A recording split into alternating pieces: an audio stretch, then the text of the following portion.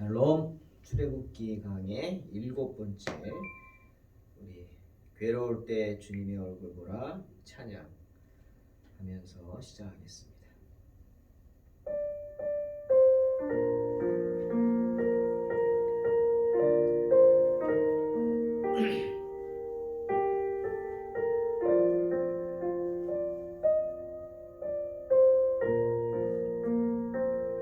괴로울 때 주님의 얼굴 보라, 평화의 주님 바라보아라.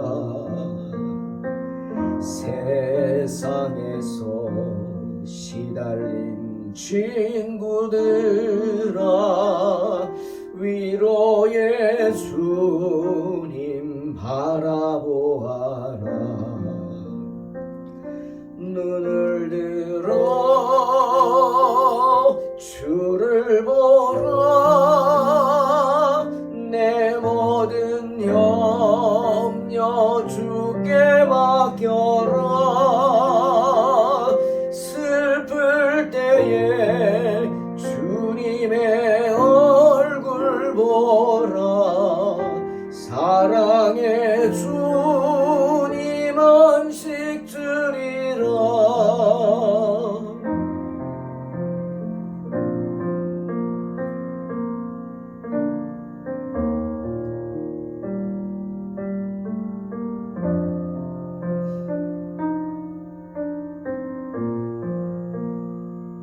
힘이 없고 내 마음 연약할 때, 능력의 주님 바라보아라. 주의 이름 부르는 모든 자는 힘주시고 늘 지켜주시리. 눈을 들어 주를 보라, 내 모든 염려 주께 맡겨라. 슬플 때에 주님의 얼굴 보라, 사랑의 주님 안식 주리라. 눈을 들어 주를 보라, 내 모든 염려 주께 맡겨라. 슬플 때에 주님의 얼굴 보라, 사랑의 주님 안식 주리라.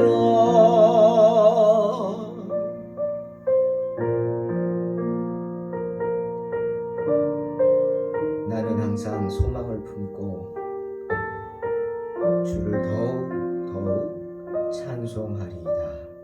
시편 71편 14절 말씀. 아멘. 출애굽기 2장 16절로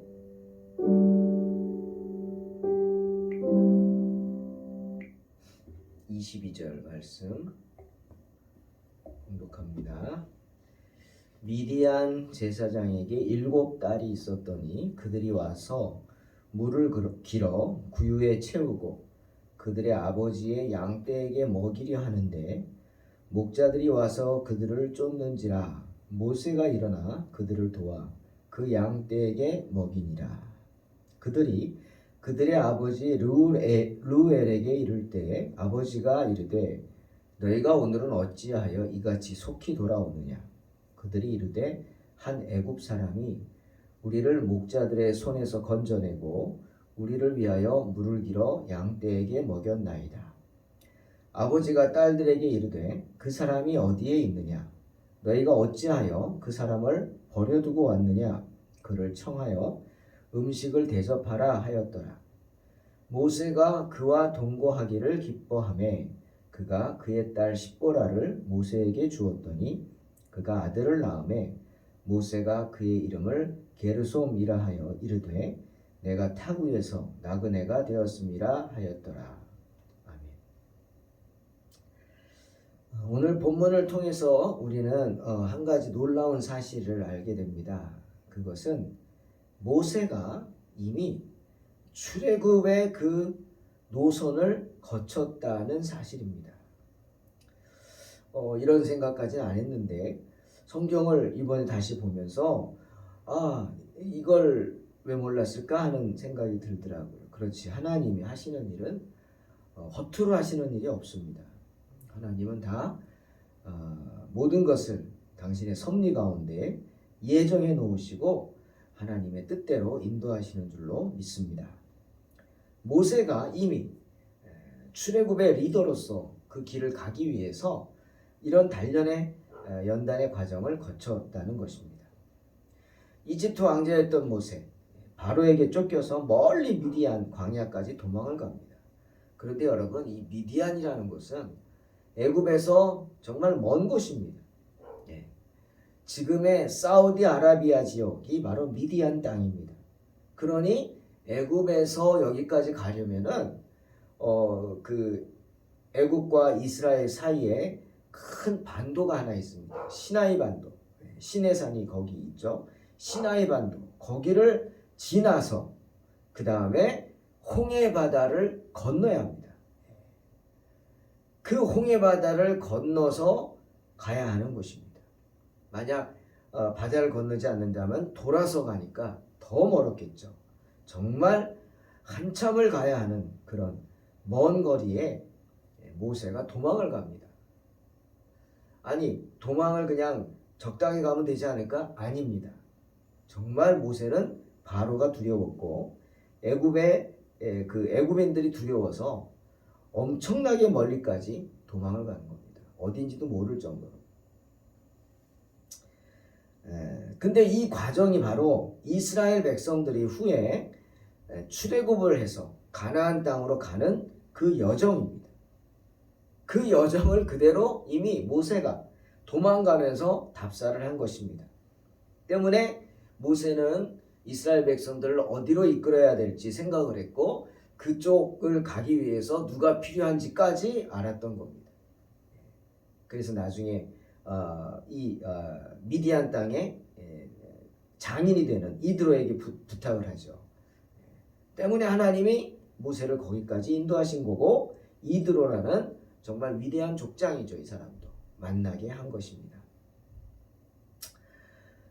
모세의 일생을 우리가 보면은 대부분 그런 얘기합니다. 3단계로 나눈다. 1단계는 뭐냐? 모세가 120년을 살았는데 정확하게 40년의 인생이 달랐죠.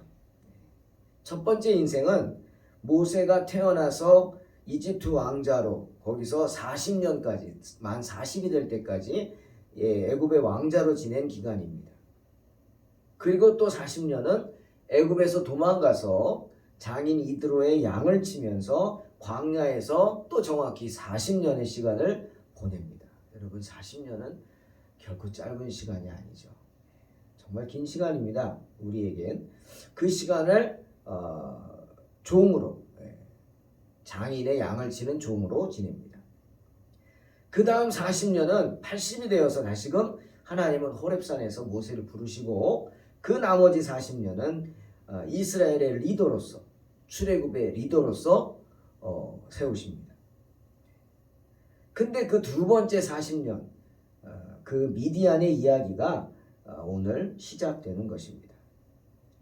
모세는 멀리 미디안까지 지친 몸을 이끌고 도망을 쳤습니다. 그래서 한 우물가에 앉아 있었습니다. 그냥 지쳐서 어디 가서 우물가에 앉아 있는 것이 아닙니다. 아마 그곳에 그 지역에 우물이 있으니까 사람들이 살죠. 아무데나 갈 수 없잖아요. 그래서 거기서 도움을 얻으려고 아마 갔던 것 같습니다. 모세는 그 우물가에 한동안 앉아 있는데 뭐 며칠을 앉아 있었는지 모르겠죠. 그때 마침 이 미디안의 제사장 이드로죠. 그의 딸들이 물을 길러 옵니다. 양떼를 칩니다. 여인들이 아마 이드로가 아들이 없었나 보죠. 아들 낳으려고 딸을 낳고 딸을 낳고 7가지 낳나 봅니다. 참 대단한 사람입니다. 딸이 7이었으니 정말 부자겠죠. 딸 부자. 그리고 많이 힘들었겠죠. 저 딸 둘이 있는데도 힘든데 딸이 7이면 얼마나 힘들겠습니까? 그죠? 그 7을 키우는 이드로. 양을 칩니다. 딸들이. 여자가 양을 치니까 여인이 양을 친다. 이건 쉬운 일이 아니죠. 우리 누가 생각납니까? 야곱의 아내 라헬이 생각나죠. 레아는 그러지 않았는데 라헬은 양을 쳤습니다. 그건 어쩔 수 없이 친 게 아닙니다. 자기가 좋아서 양을 치러 다닌 거예요. 활동적이라는 거죠. 활발하고 여장부였어요. 라헬은. 하지만 이 경우는 조금 다르죠. 이드로의 딸들 7은 할 수 없이 양을 쳤을 것입니다. 양을 쳐야 되니까. 그래서 우물이 한 군데니까 양들에게 물을 먹이려고 왔는데 오늘 성경을 보니까 이게 그날만 그런 게 아닌 것 같아요. 매번 그랬던 것 같아요. 여자들이 양을 치니까 남자들이 얼마나 업신여겼겠어요. 그러니까 놀렸죠. 놀리고 또 해코지도 하려고 했겠죠. 여자들이니까 막 남자들이 좀 그랬을 겁니다. 그래서 물을 먹이려고 우물, 여러분 아시다시피 이스라엘은 우물이 우리처럼 그냥 파가지고 두레박 툭 던지면 물 철포도 없게서 길어 올려서 그런 데가 아니죠. 우물을 파려면은 좌우로 4m, 5m를 파고 들어가서 그 밑에 또 계단을 만들어야 돼요. 왜? 내려가야 되니까. 계단을 만들어서 계단을 따라 내려가서 물동이에 물을 담아가지고 머리에 이고 다시 계단을 올라와서 이게 보통 힘든 게 아닙니다. 여러분 성경에 우리 지나왔죠? 아브라함이 이제 엘리에셀을 시켜가지고 이삭의 아내 리브가를 얻으려고 할 때 리브가가 우물가에 가서 앉아있는 그 엘리에셀이 그런 기도를 하죠. 하나님의 인도하심을 내가 알 수 없어서 이렇게 하나님을 시험하고 믿습니다. 어떤 여인이 왔을 때 누구든지 내가 먼저 나를 위해서 좀 물을 길어달라 그랬을 때 그럼 물은 재산이라 함부로 또 얻을 수도 없는 거거든요. 우물이 재산권이 있으니까. 나에게 물을 주고 나뿐만 아니라 내가 데리고 온 이 가축들에게도 물을 먹이는 그런 사람이 있으면 하나님의 뜻인 줄 알겠습니다. 이런 기도를 합니다. 근데 이게 무슨 기도일까? 우리 쉽죠. 그거 뭐가 어려워. 물 한 바가지 떠다가 준다고 이렇게 생각하겠죠? 아닙니다. 그건 우리나라 생각이고요. 이스라엘 그쪽은 그렇지 않아요. 물을 길어다가 먹이는데 그것도 엘리에셀이 몰고 온 낙타가 적어도 10마리는 넘었어요. 거기에 이제 은근 폐물을 실었죠. 중동 사람들은 그렇지만 우리 요즘도 그런 거 있지만 이렇게 결혼을 위해서 지참금을 갖고 오듯이 폐물을 갖고 오듯이 이렇게 하는 거잖아요. 그러니 낙타들이 사막을 건너왔어요. 낙타가 물을 얼마나 먹겠습니까? 근데 성경을 보니까 그 낙타들이 만족할 때까지 물을 길어다 줬다. 이게 무슨 뜻입니까? 낙타들이 먹을 물을 다 길어다 줬어요. 이거 몇 번을 왔다 갔다 해야 되는 거예요, 그게 도대체. 예의상 한 번은 할 수 있겠지만 2번 할 수 있습니까? 3번 할 수 있나요? 4번 할 수 있을까요? 적어도 10번 이상은 했어요. 낙타가 10마리면 한 마리가 물동이 하나 안 먹겠어요? 10몇 번을 했을 거라고 왔다 갔다. 그거를 할 수 있다? 그게 그냥 섬기는 마음으로? 아닙니다. 그건 하나님의 감동을 받지 않으면 절대로 할 수 없어요. 그러니 그것이 하나님의 뜻인 것이고 엘리에셀은 그것을 알고 기도했던 겁니다. 그리고 그렇게 하니까 응답을 받은 거예요. 이건 표적입니다. 표적. 그렇게 여인들이 가서 물을 떠다가 자기 양들에게 먹이려고 다 기러와서 이제 양들 먹이려 그러니까 이 남자들이 다른 목동들이 와서 여자들을 쫓아내고 그 기러온 물을 자기 양떼를 먹이려고 하는 겁니다. 모세가 앉았다가 그걸 보고는 기가 막히죠. 여러분 아시죠? 우리의 모세는 정의의 사도 아닙니까? 의협심 강한 정의감이 투철한 그런 모세죠. 그래서 애굽의 왕자도 버리고 그 자리도 버리고 이스라엘 백성이 되겠다고 결단한 사람 아닙니까? 그걸 보고 가만히 있겠어요? 가만 못 있죠. 당장에 일어나서 그 남자 목동들을 쫓습니다. 떼거지로 달려와요. 모세가 누굽니까? 훈련받은 군인 아니에요.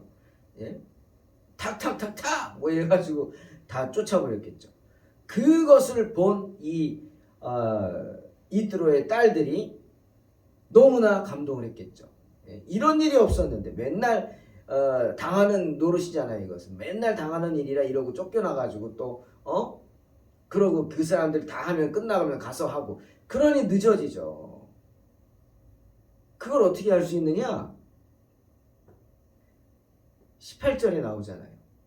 딸들이 양떼를 이끌고 가니까 루엘이죠. 깜짝 놀랍니다. 이드로 루엘. 아니 너희가 어떻게 이렇게 일찍 왔냐? 웬일이냐? 어떻게 된 거야? 가면은 다 알죠. 그 남자 목동들이 그렇게 짓궂게 굴어가지고 너희 고생하다가 늦게까지 오지 않냐? 너희가 어떻게 왔냐? 어떻게 이렇게 빨리 왔냐? 깜짝 놀라죠. 그걸 봐서 우리는 알 수 있는 겁니다.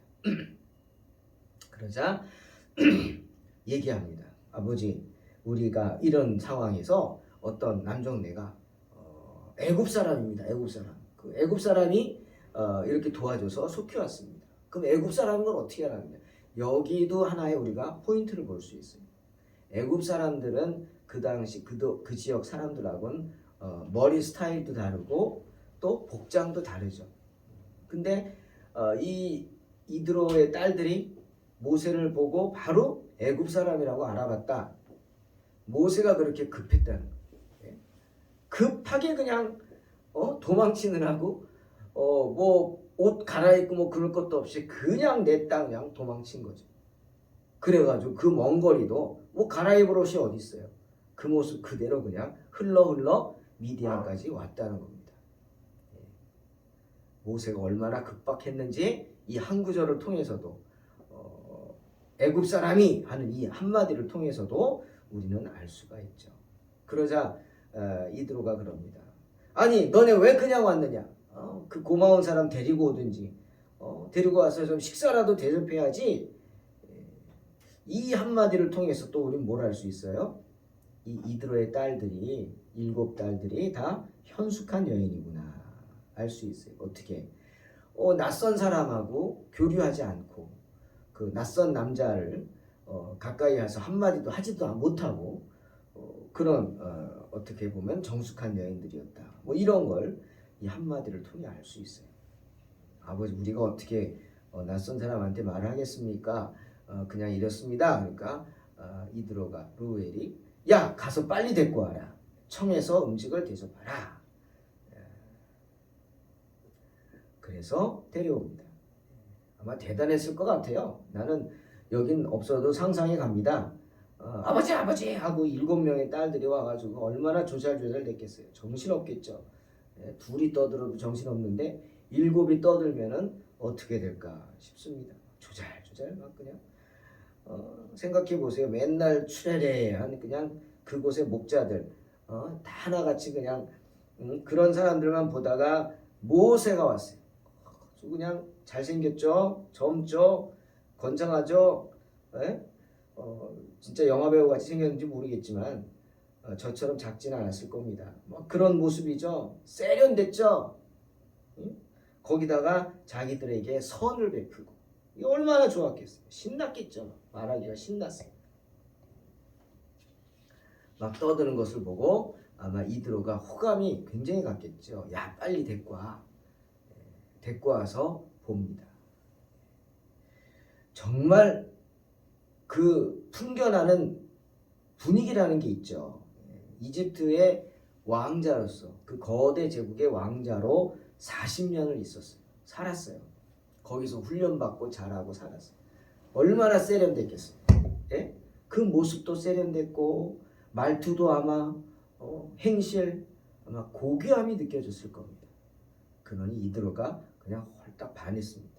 그래가지고 당장에 자기 집에 머물라고 손님으로 맞이하고 지켜보다가 이드로가 자기 딸, 제일 큰 딸이 십보라였죠. 자기 딸을 어떠냐고 그러면서 사위로 삼는 것을 보게 됩니다.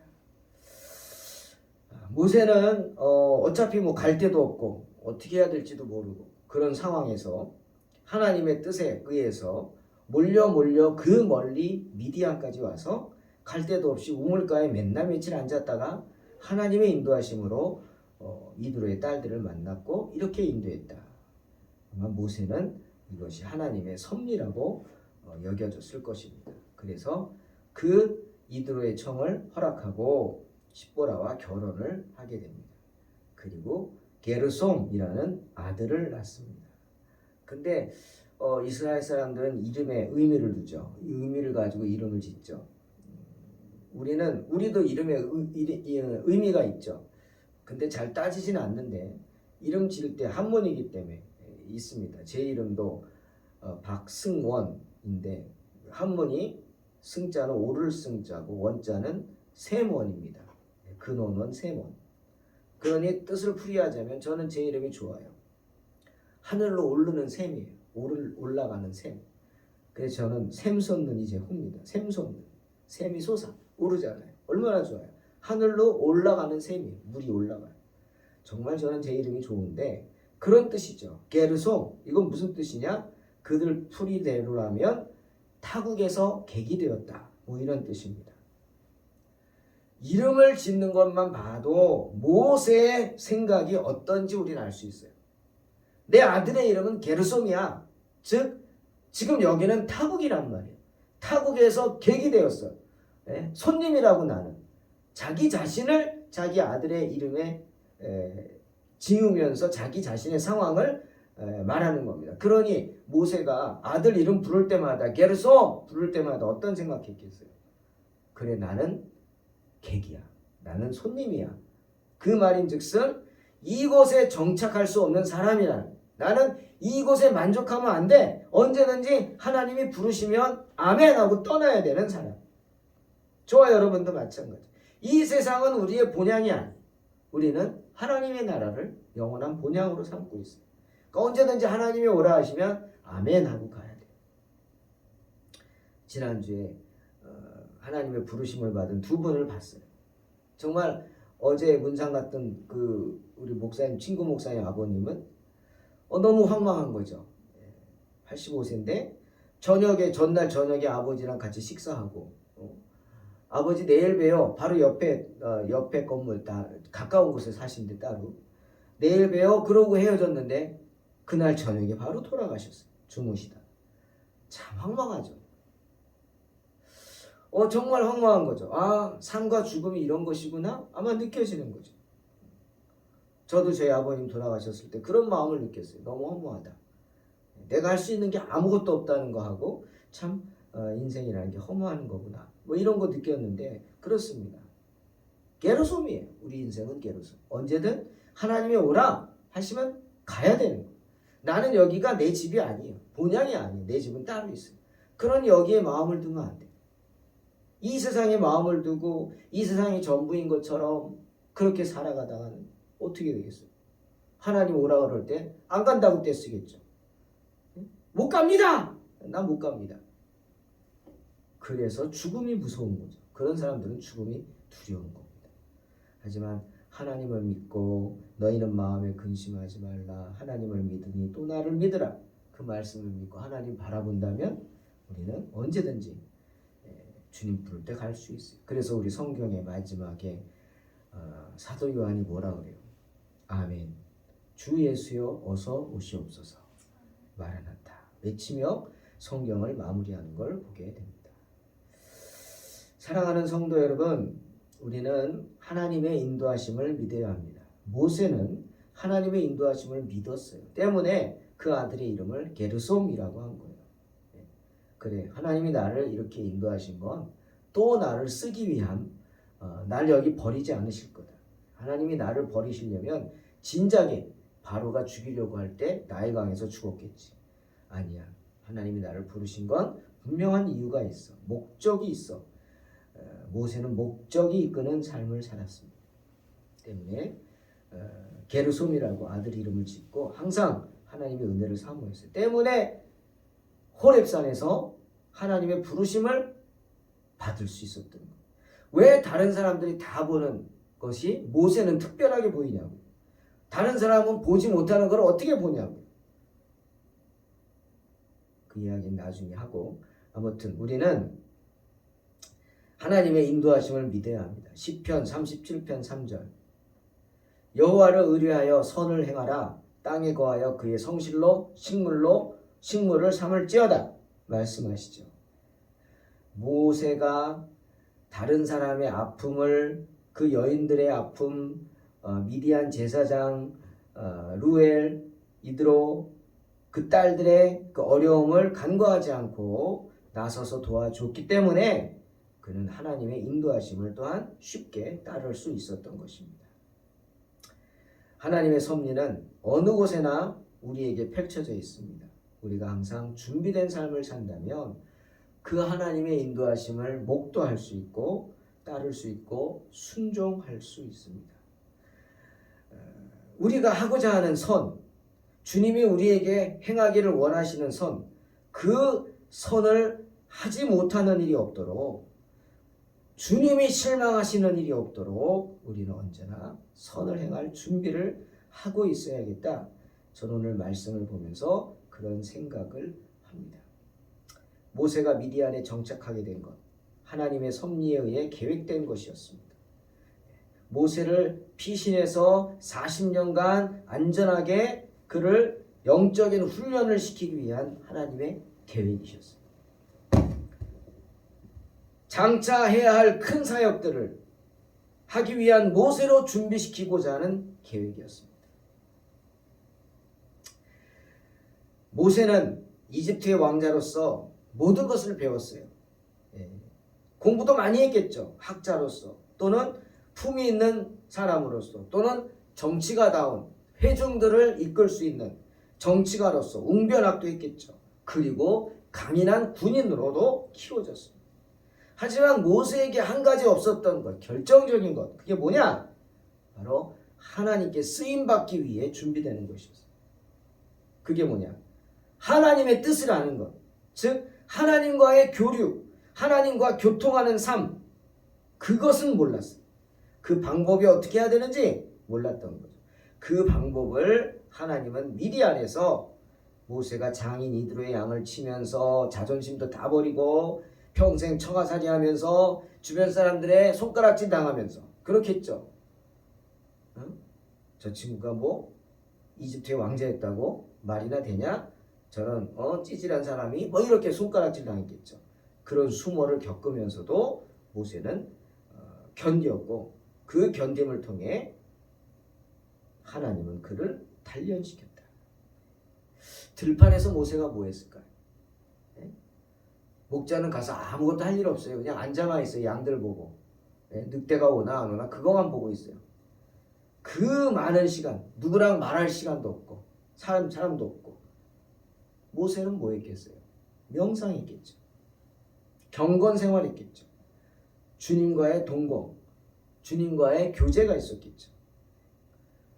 바로 미디안의 목자 생활은 모세에게 고독이라는 걸 줬고 그 고독을 통해서 하나님을 만나게 해서 영안이 열려 호렙산에 기적을 준비케 했던 것입니다. 저는 지금도 좋아하는, 즐겨하는 말이 있어요. 고독을 즐기라는 말이에요. 제가 청년 때 저는 고독을 즐겼어요. 그래서 혼자 밖에 나가서 묵상하는 시간을 자주 가졌어요. 정말 고독했지만 내 안에 있는 것을 나눌 수 있는 사람이 없었지만 그 고독을 통해서 하나님과 가까워졌어요.